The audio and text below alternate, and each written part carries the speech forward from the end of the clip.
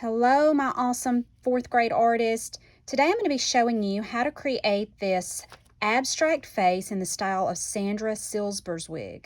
She's our artist that we're going to be looking at for this project, and I'm going to show you some of her artwork. Sandra likes to do a lot of abstract faces with bright colors and interesting lines. She's a contemporary artist who lives in Canada.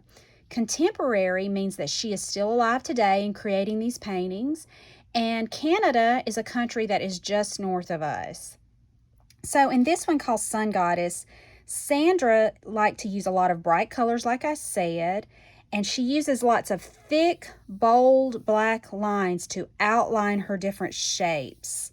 She uses lots of patterns and different kinds of lines. You see zigzag lines here, straight lines, swirly lines, and lots of small little patterns to create texture.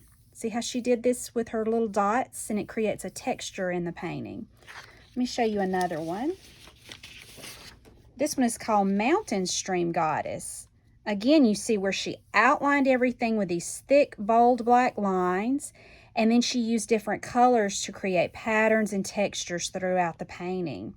Zigzag lines again, straight lines. She divides her space up very interesting to create lots of spaces, lots of shapes that she can add color to. Something very interesting about Sandra Silberzweig is that she has a condition called synesthesia. And synesthesia is where people can actually smell and taste and feel color. So that's probably why she likes to use a lot of bright colors to express herself in her paintings. This is a poem that she wrote about how she feels about color. So I'm going to read it to you, and it's about this painting. You can see, I am a synesthesia goddess. I have no fear of color.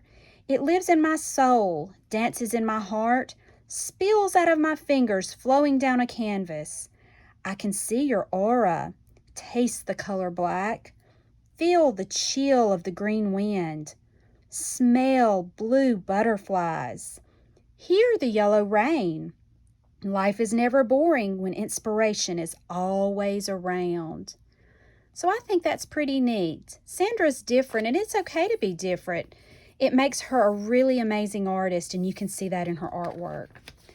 All right, so I'm going to go back and show you my piece, my abstract face. So an abstract is when you use shape, lines, color, and form to create an image, but it doesn't have to look real. You can tell this is a face, but it doesn't look like a real face. On this one, the materials that I used were markers and crayons, and then I used black glue. The students in the actual classroom will have black glue. You probably don't have black glue at your house, and that's okay. You don't have to do that part. You can use a black marker or a black Sharpie to create your black lines. But I just wanted these black lines to really stand out, and so that's why we use that. And in the other spaces, I've just used crayons and markers in some different ways that I'll show you in a minute. So we're going to start by getting our white piece of paper. We turn it vertically. That's where the long side is going up and down like this. And you can start drawing with a pencil. I'm going to use a Sharpie because I want you to be able to see what I'm drawing. All right, so I want you to start by putting a dot, just a small little dot in the middle of your page, just close to where you think the middle of the page is. So mine is right about there. I'm going to start with the nose. Remember, this is an abstract face. It doesn't have to look like a real nose. So we start at the dot, and you're going to make a vertical line that goes all the way to the top. Okay. Then we're going to make a shorter horizontal line that just goes a little bit out, not very far. And then we're going to go up a little, connecting. We're just making this nose shape over, and then again vertically all the way back to the top, and that's going to be our nose. All right, next we're going to make the eyes. So the eyes are going to be an elliptical shape. That's kind of like a football shape. It's not a perfect circle, it's an ellipse. Now, you're going to see me doing this a lot. I'm going to use my finger a lot before I actually draw it. And that kind of helps you plan out how big you need to make something or where you need to make it. It gets you thinking about what you're going to do before you draw it. So I'm going to make a large elliptical shape here, and that's going to be our first eye. So I'm going to start about midway on this line, and I'll make a line that curves down, goes all the way to the edge, and then on the bottom, this one's going to curve up and create our elliptical shape. Okay, now I'm going to make a horizontal line in the middle. We're going to divide up the eye from one side to the other, and then I'm going to make my pupil. You wouldn't see the whole pupil. This is the eyelid, this top part that covers part of it. So you only see part of the pupil. So you see part of your circle. But down here, I'm going to make a circle, a smaller circle, and that's going to be the reflection on the eye. Now, the eyelid's kind of plain, so I think I'm going to make some eyelashes. So I'm just going to make some vertical lines that go up and down. Now, if you're using black glue, if you're one of the students in the classroom that's using black glue, you want to make sure you don't put your lines too close together, because when you put your black glue, it'll just all glob up and run together. So leave your spaces kind of far apart so you don't have them too close. Now, we're going to come on this side and make the other eye. And remember, this is abstract art. It doesn't have to look real. So I'm going to make my eye a little lower. You might want to keep yours the same. You don't have to do yours exactly like mine. That's okay. So I'm going to come down a little lower this time, and I'm going to make another elliptical shape. I'm going to go from one side all the way to the nose, and this eye might be a little bigger. That's okay.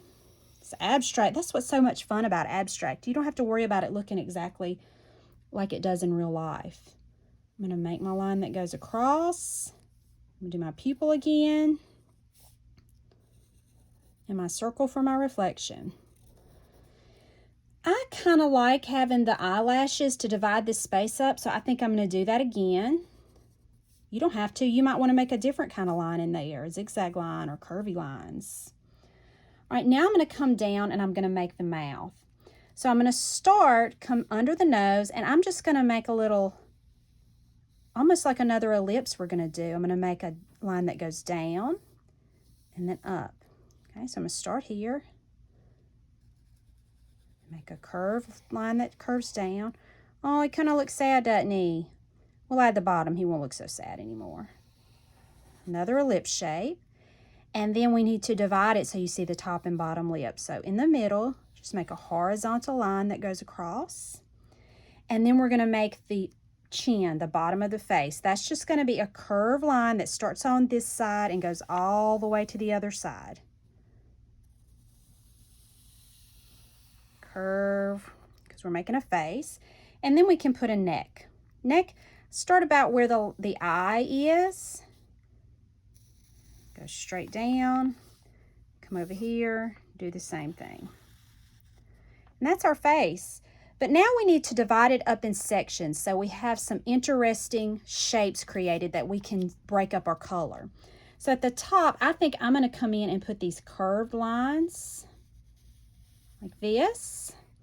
You don't have to do the lines exactly like mine. There's lots of different kinds of lines. Zigzag, like I said, curved, dotted lines. You do that however you want, but see how it's creating shapes that I can break up for my different colors? So now instead of just having one big shape to color, I have 3 shapes, and that'll make it more interesting. On this side, I think I'll do a zigzag. So I'm going to go down, up, down, up, down. Now look, it created triangles. So instead of having one big shape, I have different triangles that I can color. I think I'll divide the face in half. So I'm going to put a line here and another here. So now I have shapes here, and I think I need another space here. So I think I'm going to draw a line from the nose all the way to the edge. You can make yours shapes however you want, but you see how I'm dividing the face into shapes. And then the neck is a really big space, so I think I'm going to make 2 more vertical lines to divide it up a little bit. And that's your face. Okay, pretty simple. You can, if you don't have black glue, the kids at school will go back with their black glue and outline all of these with their black glue, and it'll make a little bit thicker line.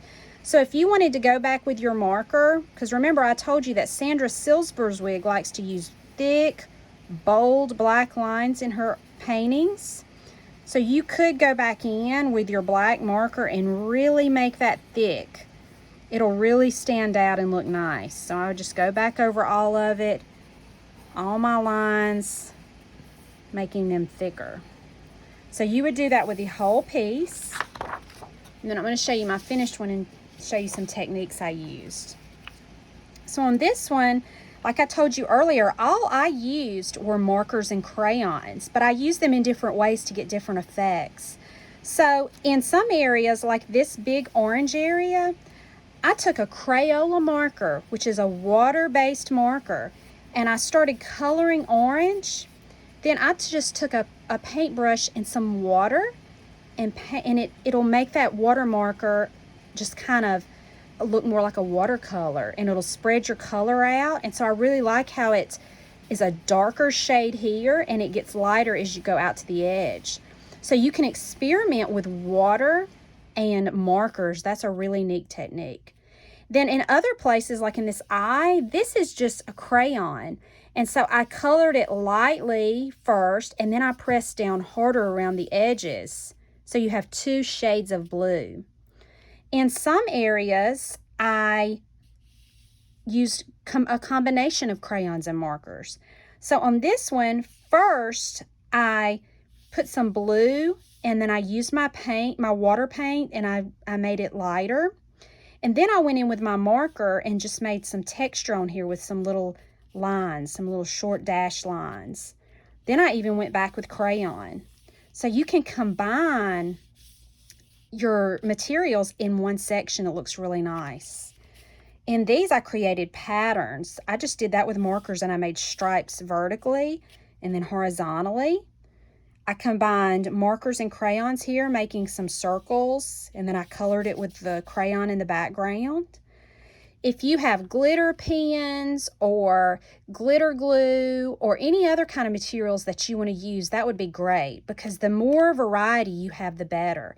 Combine your colors of crayons and blend. This one I used almost a hot pink color, and then I took some red and went around the edges with it. So just express yourself, be creative, put lots of bright, fun colors and patterns. And when you're finished, write your name, your school, your grade, and your teacher on the back.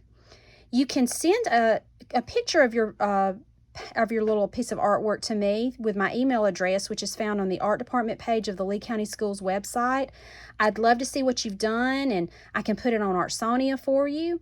And I just hope that your parents will send me that and show me what you've been doing at home. I can't wait to see. Thanks so much. Bye-bye.